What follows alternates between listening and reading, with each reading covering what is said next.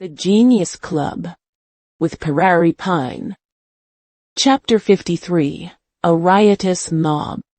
In the end, after some searching, the three of them found the oxyacetylene cutting torch equipment in a small shop. One steel cylinder of liquid acetylene and one of liquid oxygen. Alex and Big Face Cat made 2 trips to finally load the 2 heavy tanks of liquefied gas onto the van. CC, on the other hand, took the gas hoses and spray gun, and even stole 3 welding masks from the neighboring shop to ensure they could see the flame clearly while cutting, avoiding retinal burns. I got the lighter too. Everything is ready. Alex checked his watch. They had wasted too much time. Let's go to the bank. He, Big Face Cat, and CC got back into the van, fastened their seatbelts. Everything went smoothly. Vroom! The rickety van started again. On the way, Alex specially instructed Big Face Cat. Brother Face, anyway, there's no money in the bank warehouse. Don't be in a hurry to clean house and double-cross your man. Spare your 3 underlings' lives. We can't carry these 2 big steel cylinders alone. We have to rely on your underlings to help transport them. Big Face Cat nodded and turned the steering wheel without a word. I've already arranged for that. Don't worry. But don't tell them there's no money in the warehouse yet. The 3 of them are profit-driven. If they know there's no money, they'll definitely not take the risk with us. Just focus on your plan. I'll handle the 3 of them myself. Soon, the van arrived at the familiar bank entrance. Alex checked his watch. It was almost midnight. They had wasted too much time looking for the equipment earlier. Opening the door, 3 masked underlings were already waiting by the van. 2 of them carried the acetylene gas cylinder, Big Face Cat, and the other underling carried the oxygen cylinder. Alex held 3 welding masks in his left hand and the spray gun and hoses in his right. CC traveled light, holding her small laptop for password cracking. The 6 of them, ready, stood at the bank entrance. Go! Big Face Cat waved his hand vigorously. The temporarily formed mob marched imposingly into the bank. They passed through unimpeded and soon reached the bank warehouse door, staring at the silver combination door, glowing faintly. The 3 masked underlings rubbed their hands excitedly, like flies. After this job, I can go back to my hometown and get married. Brother Face, have you arranged an escape route for sister-in-law? Are we staying in the country? Are you too stupid? Whether it's gold bars or cash, we have to find a way to launder it. But I've already found a way. I'll help you transfer the money then. Alex watched the 3 underlings, not knowing whether to laugh or cry. They were still thinking about sister-in-law. Truly, each had their own ulterior motives. Big Face Cat's team was so hard to lead. But it was only because Big Face Cat, as the leader, hadn't set a good example. When the upper beam is askew, the lower beam will be crooked. Big Face Cat chuckled and stepped forward. He patted the middle masked man's face, then put his arms around the shoulders of the other 2, pulling them into a hug. You 3, you've suffered with me all these years. If there's a next life, we won't do this life-threatening stuff anymore.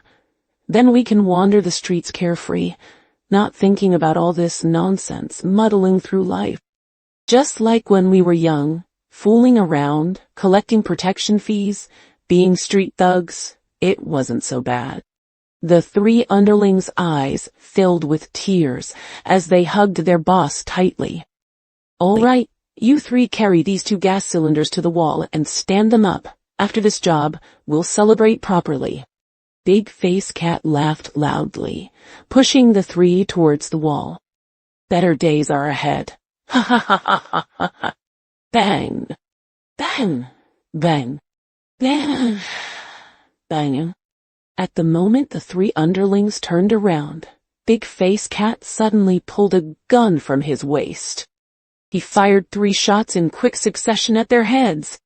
Thud, thud, thud, as 3 sprays of blood burst forth. 3 silent bodies fell straight to the ground, their eyes dull, blood gushing out. Click.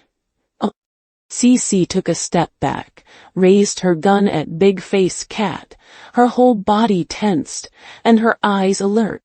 Easy. Take it easy. Big Face Cat spun the gun and slid it back into his waist. Then he tore off his mask and threw it on the ground.